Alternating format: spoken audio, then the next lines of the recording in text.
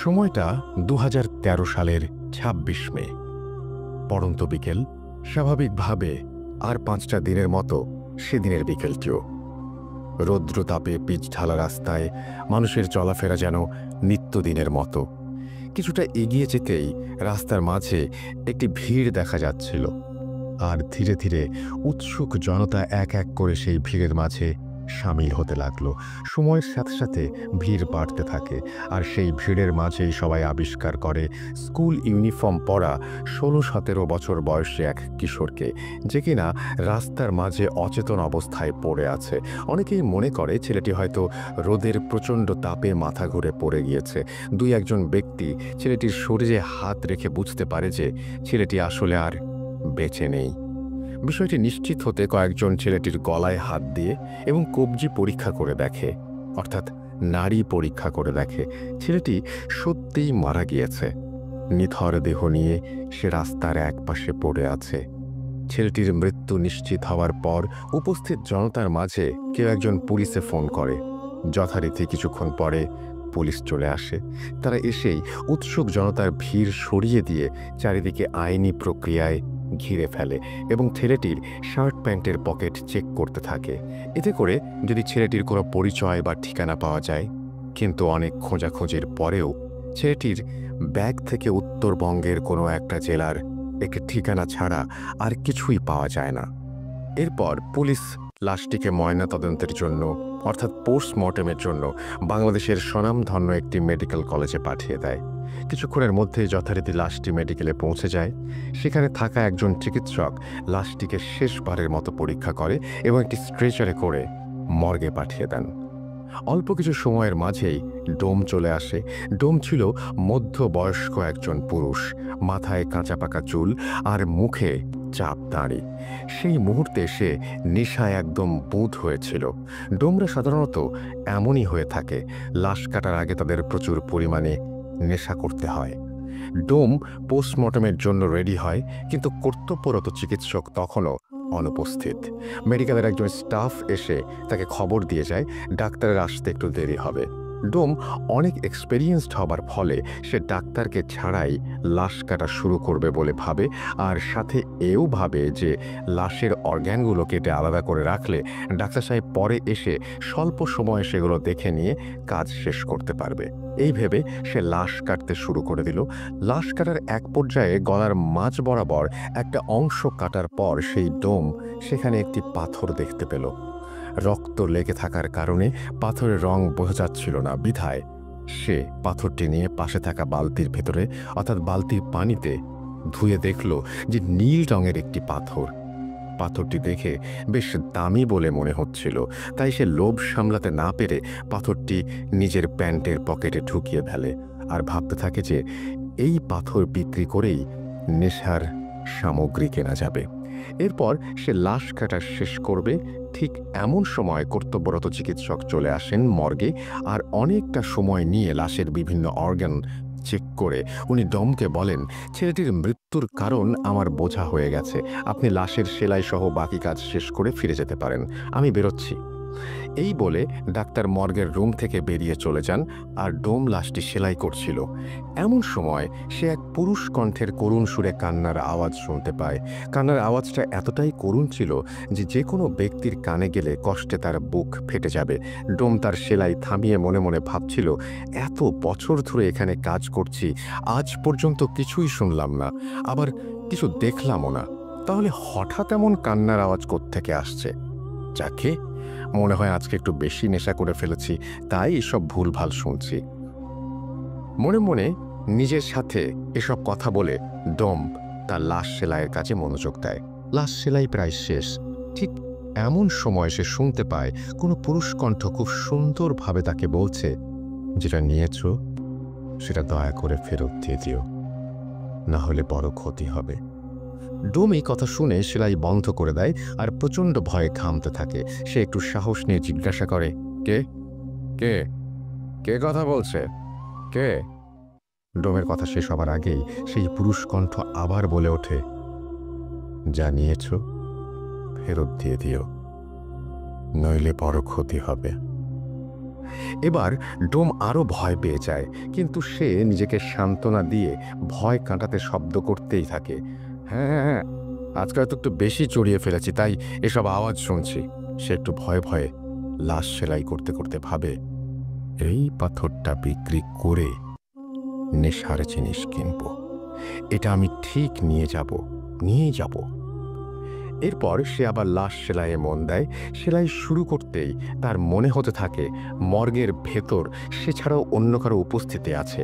তার কানের কাছে কান্নার সেই আওয়াজ যেন আরও স্পষ্টভাবে আসতে থাকে, আর একটু পর পর আওয়াজটা তার বাম কান থেকে ডান কানের দিকে, আবার ডান কান থেকে বাম কানের দিকে ঘুরতে থাকে। পরক্ষণেই কান্নার আওয়াজ থেমে যায়, আর রুমটি একদম পিন ড্রপ সাইলেন্ট হয়ে যায়। হঠাৎ সেই নীরবতা ভেঙে আবারও ডোম শুনতে পায় কেউ রুমের 4টা কোণা থেকে একসাথে বলছে, ফিরিয়ে দাও, দয়া করে ফিরিয়ে দাও, ওটা নিয়ে যেও না এখান থেকে, ফিরিয়ে দাও। ডোম সব শুনে অস্থির হয়ে নিজেকে বলতে থাকে, সব ভুল, আমি ভুল শুনছি আমি। এভাবেই নিজের সাথে কথা বলতে বলতে ডোম লাশ সেলাই শেষ করে ফেলে, আর সে ভয়ে ভয়ে খুব দ্রুত লাশটিকে ঢেকে দেয় আর হিমাগারে রেখে তড়িৎ বেগে মর্গ ত্যাগ করে। কিছুক্ষণ পর পুলিশ আসে ময়নাতদন্তের কাজ শেষ হয়েছে কিনা জানার জন্য। ময়নাতদন্ত শেষ হয়ে গেছে দেখে মেডিকেলের সমস্ত পেপার ওয়ার্ক সম্পূর্ণ করে লাশটিকে ছেলেটির ব্যাগে থাকা একটি ঠিকানায় পাঠাবার জন্য অ্যাম্বুলেন্সের কাছে হস্তান্তর করা হয়। জীবনে প্রথমবারের মতো মাইক্রোবাসের স্টিয়ারিং ছেড়ে অ্যাম্বুলেন্সের স্টিয়ারিংয়ে হাত রাখলেন অ্যাম্বুলেন্স চালক।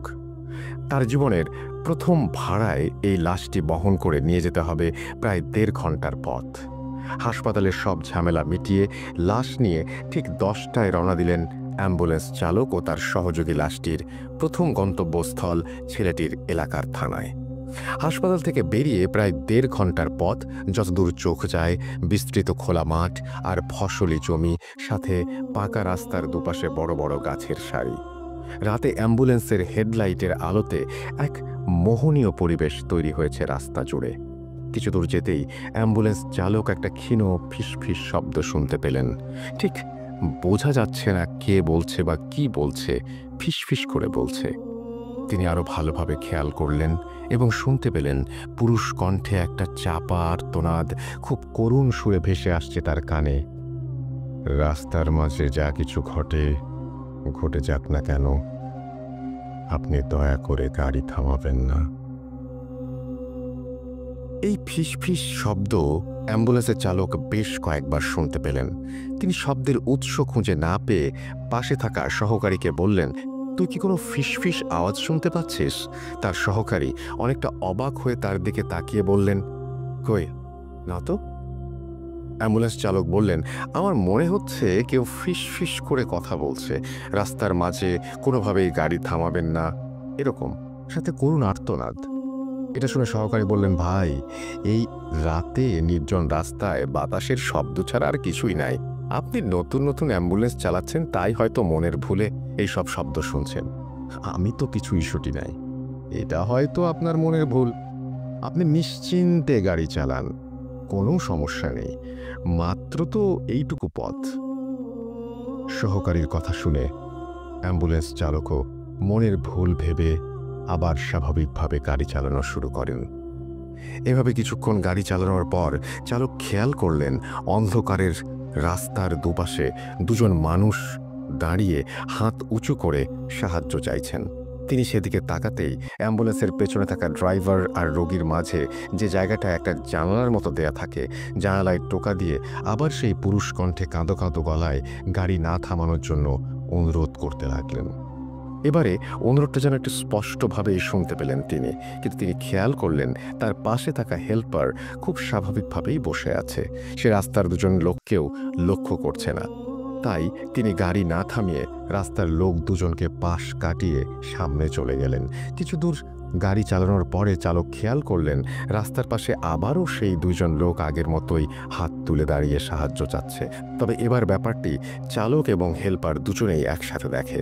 ঠিক সেই সময়ে চালক আবার শুনতে পান সেই করুণ সুর, পুরুষ কণ্ঠ বলে চলেছে, আমি আপনাকে হাত জোর করে অনুরোধ করছি, দয়া করে গাড়ি থামাবেন না। চালক এবারও মনের ভুল ভেবে গাড়ি থামাতে চাওয়ার কথা হেল্পারকে বলে।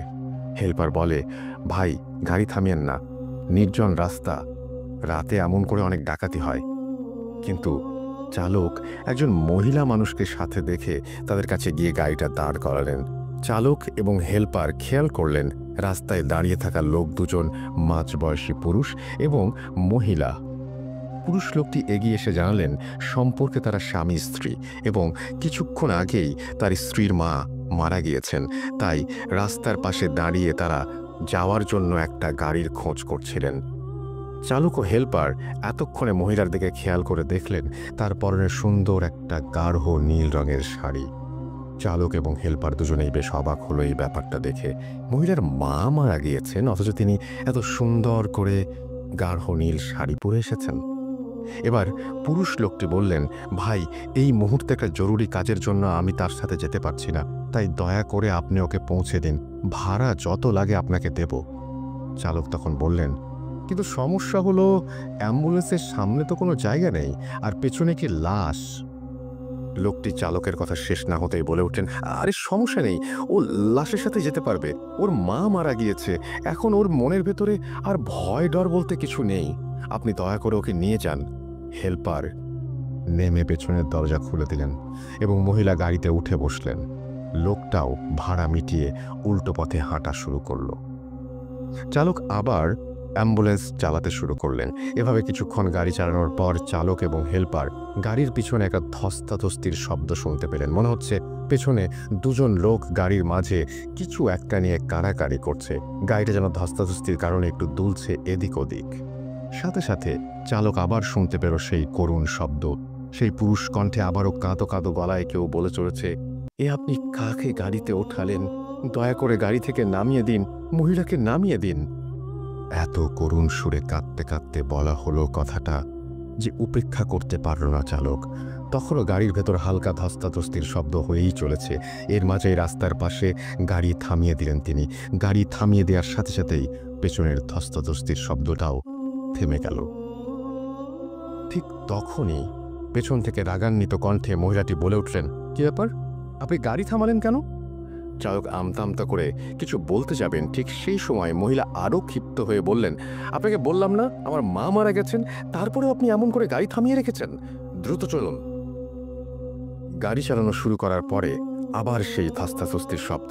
এক পর্যায়ে মহিলা পেছন থেকে বলে উঠলেন, গাড়ি থামান, আমি এখানে নেমে যাব। মহিলার কথা শুনে চালক গাড়ি থামিয়ে দিলেন। চালক এবং হেল্পার অবাক হয়ে খেয়াল করলেন রাস্তার দুপাশে কোনো বাড়ি ঘর নেই, দুপাশে শুধুই ফসলি জমি। হেল্পার নেমে পেছনের দরজাটা খুলে দিতেই মহিলা গাড়ি থেকে নেমে মুহূর্তেই রাস্তার পাশে থাকা ফসলি জমির অন্ধকারে মিলিয়ে গেলেন। এরপর তারা গাড়ি নিয়ে কোনো ঝামেলা ছাড়াই মাঝরাতে ছেলেটির এলাকার থানায় পৌঁছালেন এবং সেই থানায় পুলিশের সাহায্যে তারা লাশ নিয়ে ছেলেটির বাড়িতে গেলেন।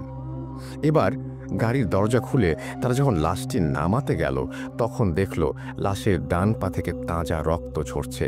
সেই রক্ত দিয়ে অ্যাম্বুলেন্সের স্ট্রেচার ভিজে চুইয়ে পড়েছে অ্যাম্বুলেন্সের মেঝেতে। সবাই ঘটনাটা দেখে রীতিমতো অবাক, কারণ ছেলেটি মারা গেছে অনেক আগে। মৃত্যুর এতটা সময় পর এমনিতেই একটা মৃতদেহের রক্ত জমাট বেঁধে যায়, সেখানে মৃতদেহ থেকে এমন তাজা রক্ত পড়া সত্যিই ভয়ঙ্কর এবং প্রায় অসম্ভব একটা ব্যাপার। তারা রক্তের উৎস খুঁজতে গিয়ে দেখল লাশের ডান পায়ের উরুর কাছে গোল করে একটা ক্ষত। দেখে মনে হচ্ছে অনেক সময় জোক রক্ত চুষে খেলে যেমন হয়, ক্ষতটি ঠিক তেমনই একটি ক্ষত। আর তখনও সেখান থেকে তাজা রক্ত ঝরেই চলেছে। লাশকে গোসল করিয়ে কাফন পরিয়ে জানাজা শেষ করে মাঝরাতেই কবর দেওয়ার জন্য কবরস্থানে নিয়ে যাওয়া হয়। যেহেতু রাতেই কবর দেওয়া হবে তাই চালক এবং হেল্পার চিন্তা করলেন কবরটা দিয়েই যাই, লাশ যখন কবরে নামিয়ে বাঁশের খাড়াল বিছিয়ে কবর দেয়া হচ্ছে, চালক আর হেল্পার তখন কবর থেকে একটু দূরে দাঁড়িয়ে হঠাৎ খেয়াল করলেন তার থেকে কয়েকটা কবর সামনেই 16-17 বছর বয়সী একটা ছেলে মাটিতে বসে এক দৃষ্টিতে তাকিয়ে আছে তাদের দিকে আর অঝরে কেঁদে চলেছে। তিনি ভাবলেন সে হয়তো মারা যাওয়া ছেলেটির বন্ধু, তাই বন্ধুর মৃত্যুতে এমন করে কান্না করছে। কিন্তু একটু পরে খেয়াল করলেন ছেলেটি শুধু তার দিকেই তাকিয়ে কান্না করে যাচ্ছেন আর অন্য কারো দিকে তাকাচ্ছেন না। তিনি ভালো করে খেয়াল করে দেখলেন অন্য কেউ ছেলেটিকে দেখছেও না। ব্যাপারটা তখন বেশ ভয়ের আর অদ্ভুত লাগে তার কাছে। কবর দেওয়া শেষ করে তারা যখন বাড়ির পথে যাত্রা শুরু করলেন, তখন চালক খেয়াল করলেন গাড়ির হেডলাইটের আলোতে রাস্তার পাশে কবরস্থানে কাঁদতে থাকা সেই ছেলেটি রাস্তার পাশে বসে ঠিক আগের মতোই তার দিকে তাকিয়ে আছে এবং কান্না করছে। সে কিছুক্ষণ পরপরই রাস্তার পাশে এমন করে ছেলেটিকে দেখছিল, চালক তখন অনেকটা ভয় পেয়ে যান। তার মনে তখন একটাই প্রশ্ন, তিনি ছেলেটাকে পার করে আসার পরেও কেন বারবার এমন দেখছেন, আর শুধুমাত্র তার দিকে তাকিয়েই বা কেন কান্না করছে? এসব ভাবতে ভাবতে কিছু দূর এগিয়ে আবার দেখেন ছেলেটি রাস্তার পাশে তার দিকে তাকিয়ে কান্না করছে। চালক আবার ছেলেটির দিকে তাকাতেই হেল্পার চিৎকার দিয়ে ওঠে। হেল্পারের চিৎকার শুনে সামনে তাকাতেই চালক দেখে অপর দিক থেকে একটা দ্রুত গতিতে মালবাহী ট্রাক ছুটে আসছে। কিছু বুঝে ওঠার আগেই এসে সজোরে ধাক্কা দেয় অ্যাম্বুলেন্সটাকে। অ্যাক্সিডেন্টের সাথে সাথেই জ্ঞান হারিয়ে ফেলেন অ্যাম্বুলেন্সের চালক এবং হেল্পার। কিন্তু জ্ঞান হারানোর কয়েক মুহূর্ত পরেই আবার তাদের জ্ঞান ফিরে আসে। চালক এবং হেল্পার দেখতে পান তাদের কিছুই হয়নি। একটু আগে যে ট্রাকের সাথে অ্যাক্সিডেন্ট করলো তারা, তার কোনো চিহ্নও নেই, আর এই সব কিছু একদম ঠিকঠাক আছে। একটু পর নিজেকে স্বাভাবিক অবস্থায় ফিরিয়ে এনে একটু ভয়ে ভয়ে চালক আবার গাড়ি চালাতে শুরু করলেন। আবারও একটু দূরে এসে তিনি খেয়াল করলেন আবারও সেই ছেলেটি রাস্তার পাশে বসে তার দিকে তাকিয়ে আছে আর একটানা কান্না করেই চলেছে। ছেলেটির দিকে তাকাতেই তারা আবার আগের মতো করেই অ্যাক্সিডেন্ট করলো। আবার কয়েক মুহূর্তের জন্য জ্ঞান হারানোর পর জ্ঞান ফিরে দেখেন সব কিছু ঠিক এবং স্বাভাবিক। এবার চালক হেল্পার প্রচণ্ড রকমের ভয় পেয়ে যান। গাড়ির চালক আস্তে আস্তে গাড়ি চালানো শুরু করেন। কিছুক্ষণ বেশ স্বাভাবিকভাবে আসার পর দুজনে খেয়াল করেন রাস্তার পাশে বিশাল এক গাছের ডাল ভেঙে পড়ে আছে তাদের অ্যাম্বুলেন্সের সামনে। এটা দেখে দুজনেই অ্যাম্বুলেন্স থেকে নেমে দৌড় দেয় সামনের দিকে। একটু সামনেই তারা দেখতে পায় একটা চায়ের দোকান, আর দোকানে কয়েকজন লোক বসে চা খাচ্ছে। তারা সেদিকে দৌড়ে গেলে লোকগুলো উঠে দাঁড়ায়। চায়ের দোকানি তাদের বলে, আপনারা রাস্তার মাঝে গাড়ি রেখে এভাবে দৌড়িয়ে আসছেন কেন? অ্যাম্বুলেন্স চালক তখন বলেন, দেখলেন না আমাদের গাড়ির উপর একটা গাছ ভেঙে পড়লো। চায়ের দোকানি সহ সবাই, অর্থাৎ বাকি সবাই তখন অবাক হয়ে তাদের দিকে তাকিয়ে আছে। দোকানি বলে, কোথায় গাছের ডাল ভেঙে পড়েছে? সব কিছু তো ঠিকই আছে।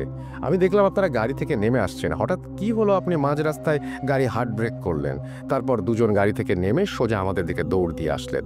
এই কথা শুনে চালক এবং হেল্পার দুজনেই পেছনের দিকে তাকিয়ে কোথাও কোনো গাছের ডালের চিহ্ন দেখতে পেল না। ফাঁকা রাস্তার মাঝে তাদের গাড়ি দাঁড় করানো, তারা বাকি রাতটা ভয়ে ভয়ে এই চায়ের দোকানে কাটিয়ে সকালে চলে গেল। চালক অ্যাম্বুলেন্স চালানোর প্রথম দিনই এমন এক ভয়ঙ্কর অভিজ্ঞতার কারণে সেদিন বাড়ি ফিরে এই অ্যাম্বুলেন্স চালানোর চাকরি বাদ দিয়ে দিলেন। কিন্তু ঘটনা যেন তখনও তার পিছু ছাড়ছে না। তিনি প্রায় প্রতি রাতে একটা অদ্ভুত স্বপ্ন দেখতে শুরু করেন। তিনি স্বপ্নে দেখেন একজন 50 ব্যক্তি তার কাছে এসে সেদিন রাতে গাড়ি থামিয়ে সেই মহিলাকে গাড়িতে তোলার ব্যাপারে খুব রাগান্বিত হয়ে অভিযোগ জানাচ্ছেন। কেন সেদিন রাতে এতবার বলার পরেও সে গাড়ি থামিয়ে ওই মহিলাকে গাড়িতে তুললেন, এটা বারবার জানতে চাচ্ছেন। এই বৃদ্ধ লোকটাকে তিনি এর আগে কোথাও দেখেননি বা চেনেন না। এরপর একটা পর্যায়ে গিয়ে দেখলেন লোকটা তাকে একটা অজানা জিনিস ফিরিয়ে দেওয়ার জন্য অনুরোধ জানাচ্ছেন। তার একটু পরেই অ্যাম্বুলেন্স চালকের ঘুম ভেঙে যায়। তিনি এই স্বপ্নের কোনো ব্যাখ্যা বুঝতে পারেন না। তিনি প্রথম দিন এটা স্বাভাবিকভাবেই মেনে নিলেন। এত কিছু ঘটে গেল গত রাতে, তাই হয়তো এমন হয়েছে এটা ভাবলেন। কিন্তু প্রথম দিন এটা স্বাভাবিকভাবেই মেনে নিলেও সমস্যা হলো প্রতিদিন রাতে তিনি একই স্বপ্ন দেখা শুরু করলেন। বারবার সেই 50 লোকটা তার কাছে একটা অজানা জিনিস ফিরিয়ে দিতে বলছে। প্রায় 2 সপ্তাহ ধরে এই স্বপ্নের কোনো কুল কিনারা করতে না পেরে তিনি অনেকটা বাধ্য হয়ে সেই ছেলের বাড়িতে চলে যান। সেদিন রাতে যে বাড়িতে তিনি লাশ নামিয়ে দিয়েছিলেন সেই বাড়িতে গিয়ে দেখতে পান ছেলের বাবা মারা গিয়েছেন এবং তাকেও তার ছেলের পাশে কবর দেয়া হয়েছে।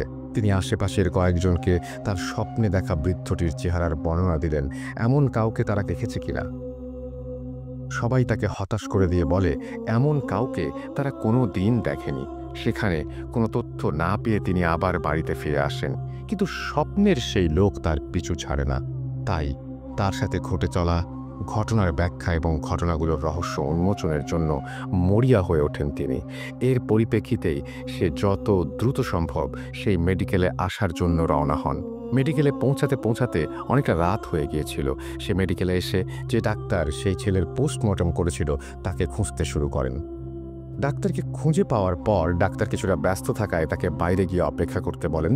ডাক্তার বাইরে এসে তাকে কি হয়েছে জিজ্ঞেস করতেই সে ডাক্তারের পেছনের দিকে অবাক চোখে তাকায়, আর কিছু বলার আগেই অজ্ঞান হয়ে মাটিতে লুটিয়ে পড়ে। ডাক্তার এই আকস্মিক দৃশ্য দেখে থমকে যান এবং আশেপাশের লোকজন ডাকতে শুরু করেন তাকে সাহায্য করার জন্য। লোকজন ডাকার জন্য ডাক্তার যখন এদিক ওদিক দেখছিলেন, তখন পেছন দিকে চোখ পড়তেই তিনি দেখেন খাকি কাপড় পরিহিত একজন মধ্যবয়সী লোকও অজ্ঞান হয়ে পড়ে আছে। ডাক্তার আশেপাশের লোকজন এবং হাসপাতালের স্টাফদের সাহায্যে তাদের দুজনকে ভেতরে নিয়ে শুইয়ে দেন। ঘটনা 3। ঘণ্টাখানেক পর অ্যাম্বুলেন্স চালকের জ্ঞান ফিরে আসে এবং অনেকটা উত্তেজিত হয়েই সে ডাক্তারের কাছে গিয়ে তাকে জিজ্ঞেস করে, ওই লোকটিকে, আপনার পেছনে যে লোকটি দাঁড়িয়েছিল সেই লোকটি কোথায়? ডাক্তার তার কথা বুঝতে না পেরে তাকে জিজ্ঞেস করে সে কোন লোকটির কথা বলছে। প্রত্যুত্তরে অ্যাম্বুলেন্স চালক ডাক্তারকে বলে তার পেছনে যে লোকটি খাঁকি কাপড় পরে দাঁড়িয়েছিল সেই লোকটি কোথায়। ডাক্তার কিছুটা অবাক হন, কেননা অ্যাম্বুলেন্স চালক এবং সেই খাঁকি কাপড় পরিহিত লোকটি কখনোই একজন আরেকজনের পরিচিত নন। এই বিষয়ে তিনি নিশ্চিত ছিলেন, কেননা খাকি কাপড় পরিহিত লোকটাকে তিনি চিনতেন আর ভালো করেই জানতেন সে সবসময় নেশাগ্রস্ত থাকে। কিন্তু তবুও অ্যাম্বুলেন্স চালক কেন বারবার সেই লোকটাকে এত মরিয়া হয়ে খুঁজছে? ডাক্তার তার সব চিন্তা ভাবনাকে মনের মধ্যে লুকিয়ে রেখে অ্যাম্বুলেন্স চালকটিকে সেই খাকি কাপড় পরিহিত লোকটার বিছানার কাছে নিয়ে যান এবং জিজ্ঞেস করেন কে এই বিছানায় শুয়ে থাকা লোকটির কথাই জিজ্ঞেস করছিল কিনা। উত্তরে অ্যাম্বুলেন্স চালক হ্যাঁ বলেন এবং সেই লোকটির দিকে এক দৃষ্টিতে তাকিয়ে থাকেন এবং লোকটির পরিচয় জানতে চান। ডাক্তার তাকে জানায় বিছানায় পড়ে থাকা লোকটি এই হসপিটালের ডোম। ডাক্তার কোনো কিছু বুঝতে না পেরে অ্যাম্বুলেন্স চালককে সব কিছু খুলে বলার অনুরোধ করেন। অ্যাম্বুলেন্স চালক ডাক্তারকে কিছু বলতে যাওয়ার আগেই বিছানায় শুয়ে থাকা ডোমের জ্ঞান ফিরে আসে।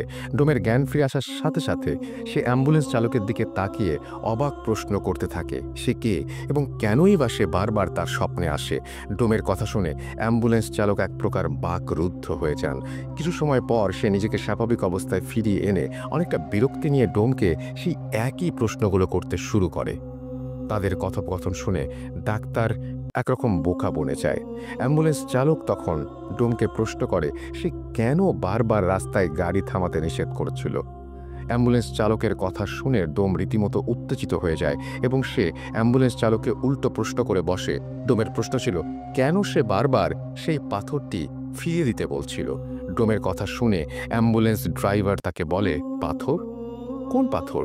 কিসের পাথর? আমি কোনো পাথরের কথা জানি না। আপনি আমাকে কি যেন বলছিলেন তার কোনো কিছুই আমি বুঝতে পারছিলাম না, আমার মাথায় ঢুকছিল না।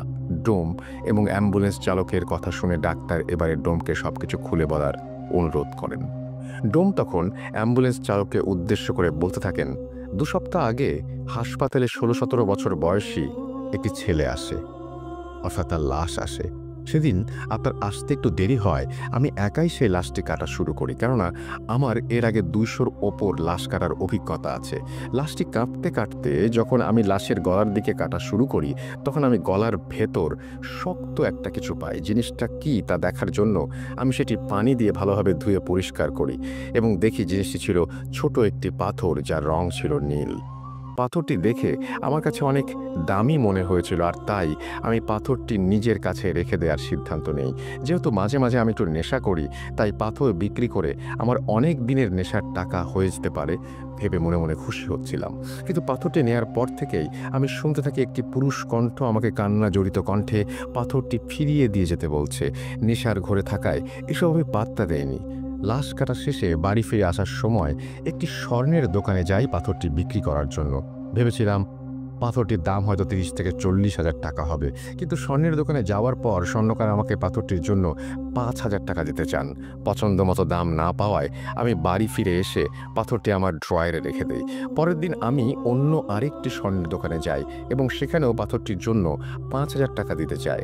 এবারে আমি অন্য কোনো কিছু না ভেবে পাথরটি বিক্রি করে দেই 5,000 টাকাতেই। পাথরটি বিক্রি করে মনে মনে কিছুটা খুশি হই, কেননা সেই মুহূর্তে 5,000 টাকাই আমার জন্য অনেক টাকা ছিল। পাথর বিক্রি করে সেই টাকা থেকে আমি বাসায় আবার 300 টাকা খরচ করি এবং বাসায় এসে ঘুমানোর আগে আমার ড্রয়ারে 4,700 টাকা রেখে দেই। পরের দিন সকালে আমি যখন বাইরে যাওয়ার জন্য ড্রয়ার খুলে টাকা নিতে যাই, তখন আমি দেখি ড্রয়ারে কোনো টাকা নেই, আর টাকার জায়গায় সেই নীল পাথরটি রাখা। এই দৃশ্য দেখে আমি প্রচণ্ড রকমের অবাক হয়ে যাই এবং পাথরটি কিভাবে আমার ড্রয়ারে ফিরে এলো এটি নিয়ে ভাবতে থাকি। কিন্তু আমার মাথায় কোনো কিছুই আসছিল না, কেননা পাথরটি আমি নিজে না নিয়ে এলে কোনোভাবেই এখানে আসার সম্ভাবনা নেই। তবুও আমার স্ত্রীকে ডেকে জিজ্ঞেস করি কেউ এসে পাথরটি দিয়ে গিয়েছিল কিনা। পরক্ষণেই আবার মনে পড়ে আমি তো কাউকেই আমার বাসার ঠিকানা দেইনি, তাহলে এই পাথরটি কেউ এসে কিভাবে দিয়ে যাবে। এসব ভাবতে ভাবতে আমি আবার পাথরটি বিক্রি করতে আগের স্বর্ণের দোকানে যাই। স্বর্ণের দোকানে যাওয়া মাত্রই স্বর্ণকার এবং দোকানের অন্য লোকজন আমাকে একরকম বেঁধে ফেলে। আমি তাদের কাছে কারণ জিজ্ঞাসা করলে তারা বলে আমি নাকি গতকাল রাতের বেলা তাদের দোকানের সামনে গিয়ে স্বর্ণকারকে ফোন দেই এবং তাকে পাথরটি ফিরিয়ে দিতে বলি, এবং পাথর ফিরিয়ে না দিলে আমি নাকি দোকান ভাঙচুর করব হুমকি দেই। স্বর্ণকার ওই রাতেই দ্রুত এসে আমাকে পাথরটি ফিরিয়ে দেওয়ার পর আমি নাকি তাকে 4,700 টাকা দেই, আর স্বর্ণকার বাকি 300 টাকা কোথায় জানতে চাইলে আমি নাকি স্বর্ণকারকে দুটো চড় মেরে সেখান থেকে পাথরটা নিয়ে চলে আসি। স্বর্ণকারের কথা বিশ্বাস না করায় সে আমাকে তার দোকানের সিসিটিভি ফুটেজ দেখাতে চায়, আর আমিও রাজি হয়ে যাই। কিন্তু অবাক করা ব্যাপার হলো সেদিন রাতের কোনো ফুটেজই ক্যামেরায় ধরা পড়েনি। এরপর আমি স্বর্ণকারকে বুঝিয়ে শুনিয়ে পাথরটি আবার তাকে দিয়ে 4,700 টাকা নিয়ে বাসায় চলে আসি। বাসায় ফিরে আসার আগে আমি আবার সেই 300 টাকা খরচ করেছিলাম। ঘুমানোর আগে আমি টাকা ড্রয়ারে রেখে দিয়েছিলাম এবং সকালে উঠে আবারও পাথরটি নিয়ে আবার স্বর্ণকারের কাছে যাই। এবারে স্বর্ণকার আমাকে তার কয়েকজন লোক দিয়ে মারধর করতে শুরু করে। আমি তাকে মারধরের কারণ জিজ্ঞাসা করলে সে আমাকে বলে আমি নাকি গতকাল রাতেও আগের মতোই এসে তাকে ফোন দেই এবং পাথরটি ফেরত চাই। এবারে স্বর্ণকার তার সাথে আরও দুজন লোক নিয়ে আসে যেন আমি তাকে আর মারতে না পারি, কিন্তু এবারও নাকি আমি তাকে 4,400 টাকা ফেরত দিতে গেলে সে বাকি টাকাটা কোথায় জিজ্ঞেস করার পর আমি একাই স্বর্ণকার এবং তার সাথে থাকা দুই ব্যক্তিকে মেরে সেখান থেকে চলে আসি। এবারে আমি আর পাথরটি বিক্রি করিনি। পাথরটি পাওয়ার পর থেকেই আমি রাতের বেলা স্বপ্ন দেখতে শুরু করি, আর স্বপ্নের সেই ব্যক্তিটি আর কেউ না, তিনি হচ্ছেন অ্যাম্বুলেন্স চালক। আপনি আমার স্বপ্নে এসে পাথরটি ফেরত দিতে বলছেন। আমি মনের ভুল ভেবে বারবার এসব কিছু অগ্রাহ্য করে যাচ্ছিলাম, কিন্তু প্রতিদিনই আমি স্বপ্ন দেখি আপনি আমাকে বারবার পাথরটি ফেরত দিতে বলছেন। আপনি কেন আমার সাথে এরকম করছেন? কে আপনি? কি চান আমার কাছে? অ্যাম্বুলেন্স চালক ডোমের এই কথাগুলো শুনে কোনো অর্থই খুঁজে পাচ্ছিল না এবং সে নিজের দেখা স্বপ্নের কথাও ডোমকে জানায়। ডাক্তাররা তখন চুপচাপ দাঁড়িয়ে তাদের কথা শুনছিল। এবার সে বলতে শুরু করে ওই লাশের পোস্টমর্টম হবার পর থেকে আমার সাথেও ছোটোখাটো কিছু ঘটনা ঘটছে। যেদিন আমি লাশটার পোস্টমর্টম করি সেদিন থেকেই আমি রাতের বেলা প্রায় সময়ই দেখতাম 16-17 বছর বয়সী একটি ছেলে, যার হাতে অনামিকা আঙুলটি কাটা, এবং সে আমার বারান্দায় বসে কাঁদছে এবং আমার দিকে তাকিয়ে হাত এমনভাবে ইশারা করছে যেন সে আমাকে তার কাছে ডাকছে কিছু বলবার জন্য। আমি মনের ভুল ভেবে অন্যদিকে মনোনিবেশ করার পরেও তাকে বারবার দেখতে পাচ্ছিলাম। সে আমাকে বলে মর্গ থেকে নাকি তার একটি জিনিস হারিয়ে গিয়েছে এবং সেটি এই হাসপাতালের সাথে জড়িত কারো কাছেই আছে। সে কান্না করতে থাকে এবং আমাকে তার জিনিসটি খুঁজে দেওয়ার জন্য অনুরোধ করতে থাকে। আমি প্রায় প্রতি রাতেই তাকে আমার বারান্দায় একই অবস্থায় বসে কান্না করতে দেখি এবং সে আমার কাছে বারবার তার হারানো জিনিস খুঁজে দেওয়ার অনুরোধ করে। তাদের তিনজনের কথার পর পরস্পরের মনে যেন এক ধোঁয়াশার সৃষ্টি হয়। তাদের সাথে কি হচ্ছে তারা কেউ কোনো কিছু বুঝতে পারছিল না। কোনো কিছু বুঝতে না পেরে তারা পুলিশের শরণাপন্ন হয়। পুলিশ স্টেশনে গিয়ে সেই লাশটির সম্পর্কে তথ্য জানতে চাইলে পুলিশ সরাসরি তাদেরকে তথ্য দিতে মানা করে দেয় এবং তারা পরীক্ষা নিরীক্ষা ও তদন্তের পর কিছু জানতে পারলে তাদের জানাবে, আর প্রয়োজন পড়লে তাদের ডাকা হবে পুলিশ তাদের কাছে এই সব তথ্য জানতে চাওয়ার কারণ জানতে চাইলে তারা পুলিশকে সবকিছু খুলে বলে, কিন্তু পুলিশ এইসব অলৌকিক ব্যাপারে হাসি ঠাট্টায় উড়িয়ে দিয়ে তাদেরকে পুলিশ স্টেশন থেকে চলে যেতে বলে। এরপর তারা সকলেই নিজ নিজ বাসায় চলে যায়। তবে অদ্ভুত ব্যাপার হলো, সেদিনের পর থেকে অ্যাম্বুলেন্স চালক এবং ডাক্তারের সাথে আর কোনো ধরনের কোনো ঘটনা ঘটেনি, কিন্তু সেদিন থেকে ডোমের জীবন শুরু হয় এক বিভীষিকাময় কালো অধ্যায়ের। বাড়িতে ফিরে আসার পর ডোম আবার স্বপ্ন দেখতে শুরু করে। এবারে সে স্বপ্নে গাঢ় নীল শাড়ি পরিহিত মহিলাকে দেখতে পায়। মহিলা তাকে বারবার সেই অ্যাম্বুলেন্স চালককে একটি জিনিস দিতে নিষেধ করে এবং বলে যদি সে অ্যাম্বুলেন্স চালককে জিনিসটি দেয় তাহলে নাকি অনেক বড় ক্ষতি হবে। কিছুক্ষণ পর সে আবার স্বপ্নে দেখে অ্যাম্বুলেন্স চালকটি তার স্বপ্নে এসে তার কাছে কিছু একটা চাচ্ছে এবং বলছে যদি সে জিনিসটি তাকে না দেয় তাহলে নাকি সেই গাঢ় নীল শাড়ি পরিহিত মহিলা এসে তার অনেক বড় ক্ষতি করবে। কিন্তু ডোম কিছুতেই বুঝতে পারছিল না সেই মহিলা এবং অ্যাম্বুলেন্স চালক তা কী চাচ্ছে। অ্যাম্বুলেন্স চালক এবং সেই মহিলাটি ডোমের কাছে আসলে সেই পাথরটিই চাচ্ছিল, কিন্তু সে কিছুতেই ভেবে পাচ্ছিল না তারা তার কাছে আসলে কি চাচ্ছে। ডোম কেন সেই পাথরটির কথা মনে করতে পারছিল না সেই বিষয়ে আমি কিছুক্ষণ পরেই আসছি। এরপর থেকে ডোম প্রতিদিনই একই স্বপ্ন দেখতে থাকে। নীল শাড়ি পরিহিত মহিলা বারবার তাকে সে সাবধান করে দিচ্ছিল এবং তার কাছে জিনিসটি চাচ্ছিল, আর এটাও বলছিল জিনিসটা তাকে না দিলে সে তার অনেক বড় ক্ষতি করবে। এর কিছুদিন পর বাইরে থেকে বাজার করে ফিরে আসার সময় একটি রোড অ্যাক্সিডেন্টে ডোমের স্ত্রী মারা যায়। ডোম তখন বুঝতে পারে তার কাছে যে জিনিসটি চাওয়া হচ্ছিল তা না দেওয়ার জন্যই হয়তো নীল শাড়ি পরিহিত মহিলা তার স্ত্রীকে মেরে ফেলেছে। ডোমের স্ত্রী মারা যাওয়ার পর তার স্ত্রীর জানাজা পড়িয়ে দাফন করা হয়। কিছুদিন পর ডোমের স্ত্রীর কুলখানির দিন রাতে স্বপ্নে দেখে সেই শাড়ি পরিহিত মহিলাটি তার কাছে এসে জিনিসটি চাচ্ছে এবং বলছে এখনো সময় আছে, জিনিসটা আমাকে দিয়ে দে। অ্যাম্বুলেন্স চালককে ভুলে ওই জিনিস দিবি না, জিনিসটা তুই আমায় দে। আর যদি তুই আমাকে জিনিসটা না দিস তাহলে তোর মেয়েকে হারাতে হবে, আমি চাইলে তোকেও মেরে ফেলতে পারি। এই স্বপ্ন দেখে ভয়ে ডোমের ঘুম ভেঙে যায় এবং সে ভাবে তার মেয়ের যেন কোনো ক্ষতি না হয়, তাই সে আর মর্গের কাজে যাবে না। এরপর সে সারাদিন বাসায় নিজের মেয়ের সাথে থাকতে শুরু করে। কিন্তু কিছুদিন পর কোনো এক দরকারে ডোম তার মেয়েকে নিয়ে বাসা থেকে বের হয়।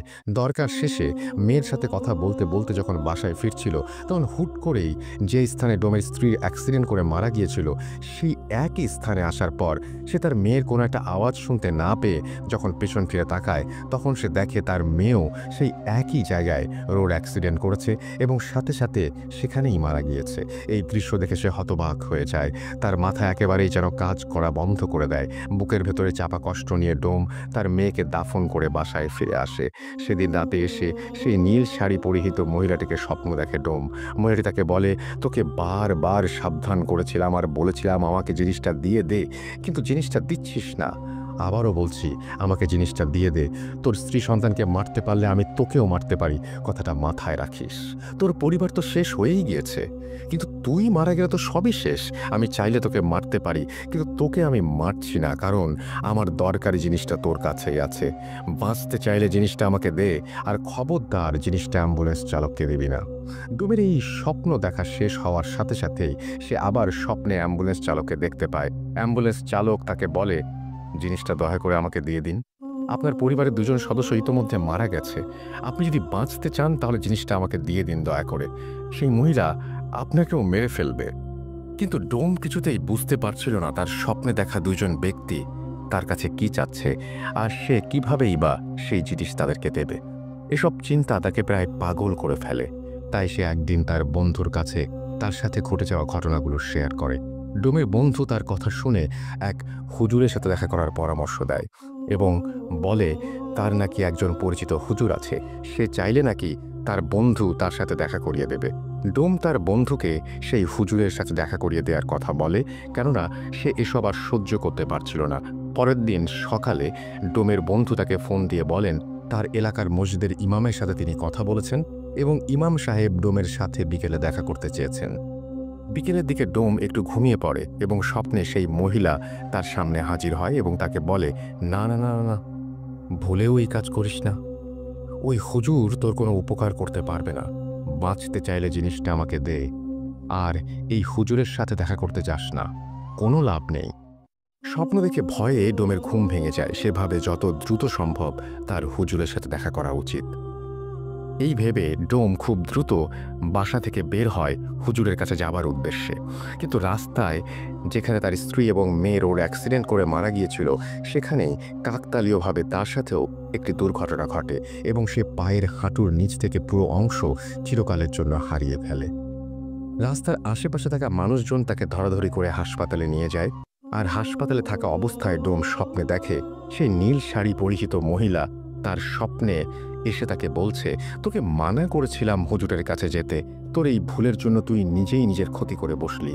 তোকে আগেও বলেছি আমি চাইলে তোকেও মেরে ফেলতে পারি, কিন্তু আমার অতি প্রয়োজনীয় জিনিসটা তোর কাছেই আছে।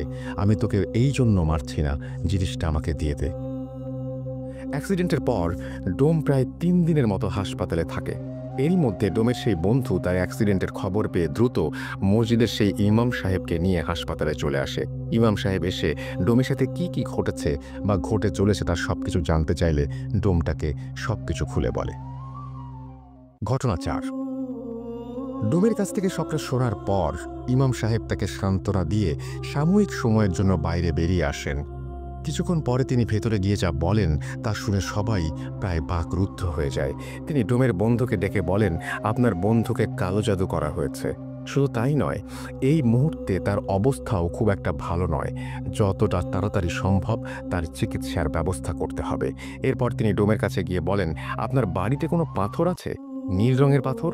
ইমাম সাহেবের এই প্রশ্ন শুনে ডোম রীতিমতো হকচকিয়ে যান, কারণ ঘটনাগুলো বিস্তারিতভাবে বললেও তিনি ইমাম সাহেবকে নীল পাথরের কথাটি বলেননি।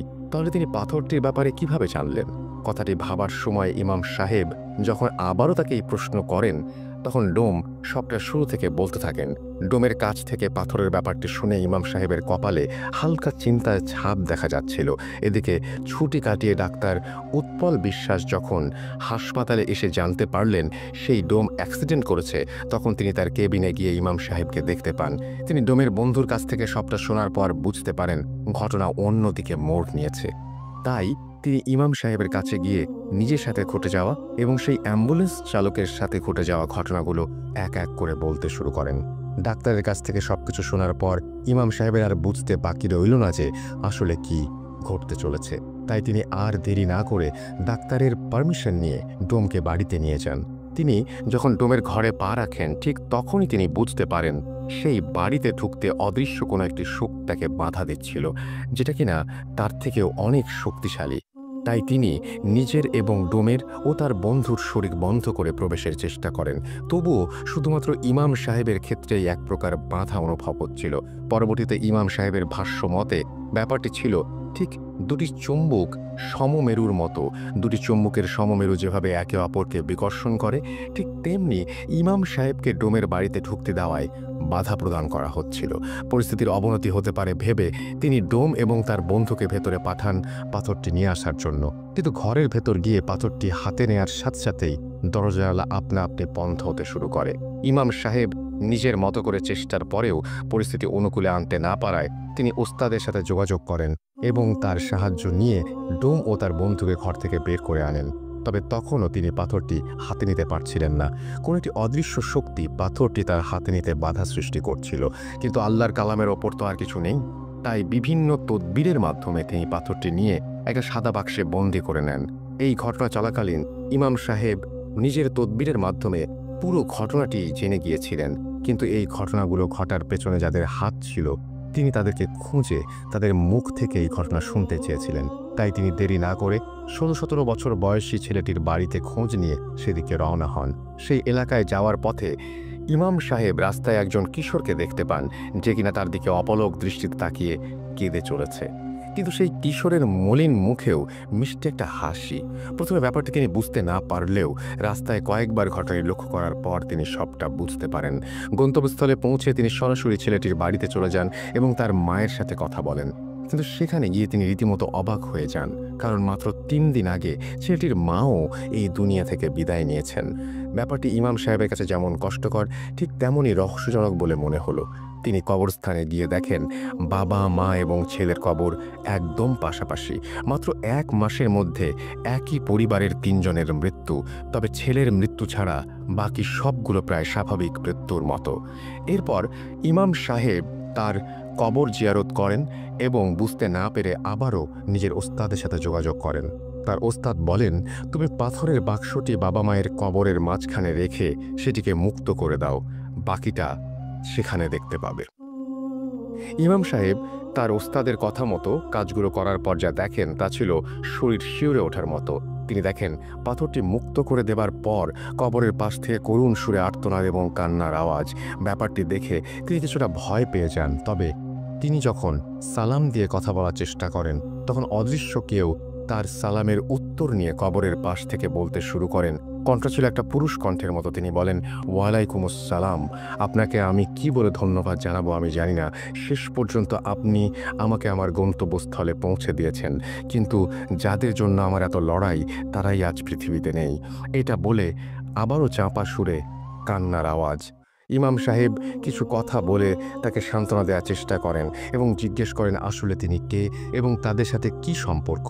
কিছুক্ষণ পর সেই অদৃশ্য পুরুষ কণ্ঠ নাম বলে আর বলতে থাকে, আমি একজন জিন, এই নীল পাথরটি আমার বাসস্থান। আমাকে আমার গুরু এই 3 জনের সেবায় নিয়োজিত করেছিলেন। তারা ছিলেন অত্যন্ত ভালো মানুষ। মূলত আমার বাবা ছিলেন ওনাদের পূর্বপুরুষের রক্ষক।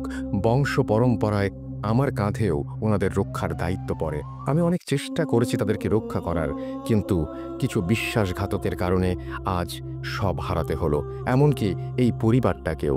ইমাম সাহেব সবটা শুনে সেই বিশ্বাসঘাতকের ব্যাপারে জানতে চাইলে সেই জিনটি তার কাছ থেকে 3 দিনের সময় চেয়ে নেয় এবং বলে সেই বিশ্বাসঘাতকদের ইমাম সাহেবের মাধ্যমে সে সবার সামনে নিয়ে আসতে চায়।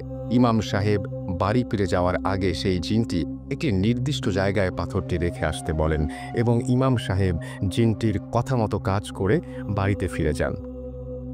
প্রথম দিন কোনো সমস্যা দেখা না দিলেও তৃতীয় দিন রাতে ইমাম সাহেব এটির স্বপ্ন দেখেন। তিনি দেখেন সামনে একজন নীল শাড়ি পরিহিত মহিলা এবং কালো পাঞ্জাবি পরিহিত পুরুষ দাঁড়িয়ে আছে। তাদের চেহারা একদম অস্পষ্ট। তিনি দেখলেন সেই 2 জন ব্যক্তি কাকে যেন জোর করে ফাঁসিতে ঝুলিয়ে দিয়ে অট্ট হাসি হাসতে হাসতে চলে গেলেন। এরপর ঠিক ফজরের আজানের সময় তার ঘুম ভেঙে যায় এবং তিনি আল্লাহর কাছে এই ধরনের বাজে স্বপ্ন থেকে মুক্তি চেয়ে বাঁ পাশে 3 বার থুতু ফেলেন। দিনটা বেশ ভালোই কাটছিল। ওই দিন সন্ধ্যা 6:30টার দিকে তিনি মাগরিবের নামাজ পড়িয়ে বাড়ি ফেরার পথে পেছন থেকে একজনের সালাম শুনে দাঁড়িয়ে পড়েন। কণ্ঠস্বর বেশ পরিচিত। তিনি বুঝতে পারেন সেই নীল পাথরের ভেতরে থাকা জিন। আজ 3 দিন পূর্ণ হওয়ায় সে সেই বিশ্বাসঘাতককে ধরিয়ে দিতে এসেছে। কিন্তু প্রথমে জিনটি বলে ওঠে, হুজুর, একটি দুঃসংবাদ আছে। সেই ডোম আজ ভোর রাতে মারা গিয়েছে। সিলিং ফ্যানের সাথে তার লাশ এখনও ঝুলছে। এটা শুনে ইমাম সাহেবের ভোর রাতের স্বপ্নের ব্যাপারটা মনে পড়ে যায়। তিনি হম্বিতম্বি করে বাড়ি গিয়ে পুলিশকে ফোন করে সবটা জানায় এবং পুলিশ সেই ডোমের লাশ উদ্ধার করে। কিন্তু তদন্তের সময় পুলিশ ইমাম সাহেবকে দোষী ভেবে বসে, কারণ সেই এলাকায় কেউই ডোমের মৃত্যুর ব্যাপারটা জানে না। কিন্তু ইমাম সাহেব এত দূর থেকে সবটা কিভাবে জেনে গেলেন? তারা ইমাম সাহেবকে গ্রেপ্তার করে থানায় নিয়ে গেলেও অনেক তথ্য আর অলৌকিক ঘটনার বর্ণনা দিয়ে তিনি পুলিশের কাছে একটি ফাঁকা রুমে একা থাকার অনুমতি এবং কিছুটা সময় চেয়ে নেন। পুলিশ সবটা শোনার পর তার নিজেকে প্রমাণের জন্য একটি শেষ সুযোগ দেন এবং একটি কক্ষে একা রেখে আসে। ইমাম সাহেব সেই কক্ষে যাবার পর আসন বসিয়ে জিনটিকে ডাকেন এবং বিশ্বাসঘাতকদের ব্যাপারে জানতে চান। এবার জিনটি বলতে থাকে, এই সব কিছুর পেছনে দায়ী হচ্ছে 16-17 বছর বয়সী ছেলেটির চাচা চাচি। তারাই আমাকে বন্দি করেছে আর তারাই আমাকে মেরেছে। তারা চেয়েছিল আমাকে বন্দি করে অসৎ কাজে ব্যবহার করবে, কিন্তু আল্লাহর অশেষ রহমতে আমি বেঁচে গিয়েছি। ওই চাচা চাচি সবাইকে মেরে স্বার্থ হাসিলের পর গা ঢাকা দেওয়ার জন্য ওই ছেলের বাড়িটিই বেছে নিয়েছে। আপনি যত তাড়াতাড়ি সম্ভব পুলিশের সাহায্য নিয়ে তাদের আটক করুন, নয়তো তারা আরও মানুষের ক্ষতি করবে। জিনের কাছ থেকে সবটা শোনার পর ইমাম সাহেব তাকে বিদায় দিয়ে পুলিশকে সবটা জানান। তবে পুলিশ এ ব্যাপারে বিশ্বাস করতে নারাজ। ইমাম সাহেব পুলিশকে শেষবারের মতো ভরসা করার অনুরোধ জানালে পুলিশ ব্যাপারটি বুঝতে পারে এবং ফোর্স নিয়ে বেরিয়ে পড়ে। সত্যি বলতে ব্যাপারটি অবিশ্বাস্য হলেও সত্য যে পুলিশ বাড়িতে রেড দেওয়ার পর দুজন ব্যক্তিকে খুঁজে পায় যারা সেখানে তন্ত্রবিদ্যা চর্চা করছিল। তাদের কাছ থেকে দুটো বই, একটা মাথার খুলি এবং একটি পাত্রে 3টি অনামিকা আঙুল পাওয়া যায়। দুটো আঙুল ডান হাতের এবং একটা বাঁ হাতের। পুলিশ সব কিছু সংগ্রহ করে তাদের আটকের পর ফিরে এলে ইমাম সাহেবের মাধ্যমে আস্তে আস্তে সব রহস্য উন্মোচিত হতে থাকে। সেই চাচা চাচির কাছ থেকে শোনা ঘটনার প্রতিটি অংশ গায়ে কাঁটা দেওয়ার মতো। মানুষ এতটা জঘন্য হতে পারে তা কল্পনারও বাইরে। চাচাচি ইমাম সাহেব এবং পুলিশের কাছে ঘটনাটি যেভাবে বলেছিলেন আমিও ঠিক সেভাবে লেখা শুরু করছি। চাচা, আমি তখন অনেক ছোট, পরিবারের সবচেয়ে ছোট সদস্য হওয়ায় আদরের পরিমাণটা বেশি হলেও কোনো উপহার বা আবদার পূরণের দিক দিয়ে সবার কাছে বড় ভাইয়ের কদর ছিল বেশি। আমাদের 2 ভাইয়ের মধ্যে বড় ভাইকে আব্বা সবচেয়ে বেশি ভালোবাসতেন। ভাই যা চাইতেন আব্বা তাই দিতেন, কিন্তু আমার ক্ষেত্রে এমনটা ছিল না। তাই ছোট থেকে আমার মনে একটা ক্ষোভ জমতে থাকে। বড় ভাইকে এতটা আদর যত্ন করার মূল কারণ হলো নীল পাথরের উত্তরাধিকারী। নীল পাথর হচ্ছে আমাদের পরিবারের রক্ষা কবচ। আমার দাদু একটা সময় জিন পালতেন এবং তাদের অনেকভাবে সাহায্য করতেন বিধায় উপহার স্বরূপ প্রতিটি প্রজন্মের রক্ষী হিসেবে একজন জিন পেয়ে থাকেন। আমার বাবাও পেয়েছিলেন। এদিকে পরিবারের পরবর্তী প্রজন্মের সবার বড় হওয়ায় আমার বড় ভাই ছিল পরবর্তী জিনের মালিক। এ পর্যন্ত সব ঠিক ছিল, কিন্তু মৃত্যুর আগে তিনি সম্পত্তির কিছু অংশ আমাকে দিয়ে বাকিটা বড় ভাইকে দিয়ে দিলেন। তার ধারণা ছিল যেহেতু তার মৃত্যুর পর বড় ভাই আমার দেখাশোনা করবেন, সেহেতু সম্পত্তির বড় অংশটুকু তার কাছে থাক। কিন্তু ব্যাপারটি আমি একদমই মেনে নিতে পারিনি। আমি অনেকভাবে সম্পত্তি হাতানোর চেষ্টা করেছি, কিন্তু সেই নীল পাথরের জিনের কারণে সম্ভব হয়ে ওঠেনি। এরপর ভাইয়ের বিয়ে হয়, একটা ছেলে সন্তানও হয়। এরপর আমারও বিয়ে হয়। বিয়ের পর আমার স্ত্রীকে দেখতাম সে বিভিন্ন মন্ত্র পড়ে অসুস্থ মানুষকে সুস্থ করে তুলত। তাই আমিও তার কাছ থেকে বিষয়গুলো শুনে আগ্রহী হয়ে শিখতে থাকি। একটা সময় আমরা দুজনই কবিরাজি শুরু করে দেই এবং শক্তিশালী মন্ত্র শিখে চর্চা করতে থাকি। এদিকে আমার ভাতিজাও বড় হতে থাকে এবং আবারও সম্পত্তি পাওয়ার আশা শেষ হতে থাকে, কারণ আমার কোনো ছেলে মেয়ে নেই। সম্পত্তি এবং নীল পাথরের ভাগিদার সে একাই। তাই এই ব্যাপারে আমি আমার স্ত্রীর সাথে আলোচনা করলে সে ভাতিজাকে আমাদের দোকানে নিয়ে আসতে বলে। সেখান থেকে আমরা কবিরাজির মাধ্যমে মানুষকে সুস্থ করে দিতাম। আমিও বড় ভাইয়ের সাথে কথা বলে ভাতিজাকে শহরে পাঠিয়ে দিতে বলি এবং ভালো স্কুলে পড়াবার আশ্বাস দেই। বড় ভাই আমাকে বিশ্বাস করে ভাতিজাকে পাঠিয়ে দিলে আমি রোজ স্কুল শেষে তাকে দোকানে নিয়ে বসাতাম এবং আমাদের কাজগুলো দেখিয়ে তাকে আকৃষ্ট করার চেষ্টা করতাম। এমনই একদিন আমাদের পরিকল্পনায় আমরা সফল হই। আমার ভাতিজা মন্ত্র পাঠ করে অলৌকিকভাবে মানুষকে সুস্থ করার বিষয়ে অনেকটা আগ্রহী হয়ে যায় এবং আমাদের কাছে কবিরাজি শিখতে চায়। এটাই ছিল আমাদের মোক্ষম সুযোগ। কাজ শেখানোর নাম করে কিছুদিন পর আমরা তাকে নিয়ে 3 দিনের জন্য গোসল করতে মানা করে দেই এবং ঘরের লাইট বন্ধ করে দরজা আটকে বসে থাকতে বলি, আর ওর বাবা মায়ের সাথে কথা বলতে মানা করে দেই। আমাদের মূল উদ্দেশ্য ছিল ওর ওপর জিনের আসর করিয়ে ওর নামের সম্পত্তিগুলো অন্যদের নামে লিখিয়ে নেয়া। কিন্তু 3 দিন কেটে যাওয়ার পরেও আমাদের তন্ত্রবিদ্যায় কোনো কাজই হচ্ছিল না। এটা দেখে আমরা দুজন বেশ অবাক হয়ে যাই। আমরা বিষয়টি ভেবে কোনো কুল কিনারা করতে পারছিলাম না, কারণ এই নিয়মে চললে জিনের আসর থেকে বাঁচা সম্ভব নয়। তাহলে ও কীভাবে বেঁচে গেল? এটা ভাবতে ভাবতেই আমার মনে একটা প্রশ্ন জাগে, আচ্ছা নীল পাথরটা ওর কাছে নেই তো? কথাটি ভেবে আমার বুকটা কেঁপে ওঠে। তাই পরের দিন সকালে ও স্কুলে চলে গেলে আমি আর আমার স্ত্রী পুরো ঘর তন্ন তন্ন করে খুঁজে ওর আলমারির ওপরে একটা বাক্সে নীল পাথরটা খুঁজে পাই। ব্যাস, আর কি চাই? এতদিনে আমাদের সব স্বপ্ন, সব ইচ্ছে পূরণ হতে চলেছে। মনে মনে কথাগুলো ভাবতে ভাবতেই আমি পাথরটি নিয়ে বেরিয়ে পড়ি। এরপর প্রায় 1 সপ্তাহের চেষ্টায় আমরা পাথরটির ভেতরে থাকা জিনকে কাবু করতে সক্ষম হই এবং তাকে নিজের বশে এনে কুফরি করতে করতে রক্ষক থেকে ভক্ষকে পরিণত করে দেই। ওকে এমনভাবে কুফরি করা হয়েছিল যে ওর নিজের প্রতি আর ওর নিজের কোনো কন্ট্রোল ছিল না। আমরা ওকে পাথরে আটকে পাথরটি অদৃশ্য করে আবার ভাতিজার পানির বোতলে ঢুকিয়ে দেই। আমাদের মূল পরিকল্পনা ভাতিজাকে এনে সম্পত্তি লিখিয়ে নেয়া এবং পাথরটি চুরি হলেও এতে করে আমাদের ফেঁসে যাওয়ার সম্ভাবনা আছে। আমি পাথরটির ওপর কুফরি কালাম করে ওটার মাধ্যমে ভাতিজাকে মেরে ফেলার সিদ্ধান্ত নেই। এতে করে তার মৃত্যুতে আমাদের ওপর কোনো সন্দেহ আসবে না এবং ভাইয়ের সম্পত্তির ভাগটাও একটা সময় আমাদের কাছেই চলে আসবে। যেই ভাবা সেই কাজ। কুফরি করা পানি খেয়ে রাস্তার মাঝে পাথরটি ভাতিজার গলায় আটকে যায় এবং দম বন্ধ হয়ে যায়। এরপরের ঘটনাগুলো আপনারা সবাই জানেন। তবে আমরা এতদিন লুকিয়েছিলাম না, আমরা ভাইয়ের বাড়ির আশেপাশেই ছিলাম এবং তাদের কুফরি করা পানি খাইয়ে আমাদের কথা ভুলিয়ে রেখেছিলাম, যাতে করে আমাদের ব্যাপারে পুলিশকে জানাতে না পারে। ভাতিজা মারা যাবার দিন রাতে হসপিটালে আমি শুধু অ্যাম্বুলেন্স চালক আর ডাক্তারকে দেখেছিলাম। সেই মুহূর্তে আমার উদ্দেশ্য ছিল নীল পাথর খুঁজে পাওয়া, কিন্তু অনেক চেষ্টার পরেও আমি কোনো খোঁজ পাইনি। তাই ডাক্তারের রুমালটা আমি চুরি করে নেই এবং সেটার মাধ্যমে সেই রাতেই আমি তাকে কালো জাদু করি। আর অ্যাম্বুলেন্সের চালককে কালো জাদু করার জন্য আমি জিনকে আমার স্ত্রীর সাথে পাঠিয়ে দেই রাস্তায় গাড়ি থামিয়ে কোনো কিছু সংগ্রহ করার জন্য। সেই রাতে অ্যাম্বুলেন্সের চালক যে দুজনকে দেখেছিল তাদের মধ্যে নীল শাড়ি পরা মহিলাটি ছিল আমার স্ত্রী, আর পুরুষ বেশে ছিল একজন জিন, যেটা তাকে দ্রুত সময়ে রাস্তা পার করতে সাহায্য করছিল। ওই দিনই আমার স্ত্রী কোনো এক বইয়ে পড়েছিল, যদি একই পরিবারের সকলের মৃত্যুর পর ছেলেদের ডান হাত এবং মেয়েদের বাম হাতের অনামিকা আঙুল কেটে নিয়ে আসা হয় তাহলে ক্ষমতা দ্বিগুণ বেড়ে যাবে। তাই ওই রাতে আমার স্ত্রী অ্যাম্বুলেন্সের পেছনের থেকে চালকের শার্টের একটা অংশ, ভাতিজার ডান হাতের অনামিকার আঙুল আর ডান পায়ের রক্ত নিয়ে আসে। এরপর আমরা একে একে ডাক্তার এবং অ্যাম্বুলেন্স চালককে কালো জাদু করি।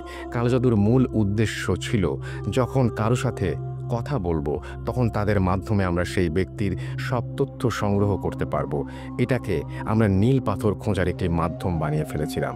এভাবে অনেক চেষ্টা করে প্রায় 2 সপ্তাহ পর অ্যাম্বুলেন্স চালক মেডিকেলে আসে এবং ডাক্তারের সাথে কথা বলে। তখন ডোমের সাথে তাদের দেখা হয় এবং সেই সময় আমি জানতে পারি ডোম নীল পাথরটি চুরি করেছে। তাই ওই দিনের পর ডাক্তার এবং অ্যাম্বুলেন্স চালকের ওপর থেকে কালো জাদুর প্রভাবটি কাটিয়ে ডোমের ওপর জাদু করা হয় পাথরটা ফিরিয়ে আনার জন্য। কিন্তু এখানে একটি সমস্যা দেখা দেয়। ভাতিজার মৃত্যুর পর জাদুর প্রভাব কেটে যাওয়ায় নীল পাথরে থাকা জিনটি নিজের ক্ষমতা ফিরে পায়, কিন্তু তার পক্ষে একা চলাচল করা অসম্ভব ছিল। তাই আমি যখনই ডোমের স্বপ্নে গিয়ে পাথর ফিরিয়ে দেওয়ার কথা বলতাম তখন পাথরের ওই জিনটি অন্য রূপ ধরে তার কাছে গিয়ে পাথর ফিরিয়ে দিতে মানা করত। স্বপ্নে বারবার পাথরের কথা উল্লেখ করা হতো ঠিকই, কিন্তু ঘুম ভাঙার পর নীল পাথরের জিনের প্রভাবে স্বপ্নের সব কথা মনে থাকলেও পাথরের কথাটা মনে থাকতো না। আমরা তাকে অনেকভাবে ভয় দেখিয়ে তার স্ত্রী মেয়েকে মেরে এবং তাকে নানা রকমের হুমকি দিয়েও পাথরটি নিতে চেয়েছিলাম, কিন্তু সফল করতে পারিনি। এভাবে আমরা যখন সফল হতে পারছিলাম না তখন শক্তি বৃদ্ধির জন্য আমরা আমার ভাবিকে মারার সিদ্ধান্ত নেই। আমার ভাইকে মেরেছিলাম অনেক আগেই।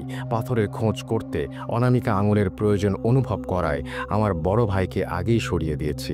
এবার পাথরটা নিজের কাছে আনার জন্য শেষ ব্যক্তি ছিল ভাবি।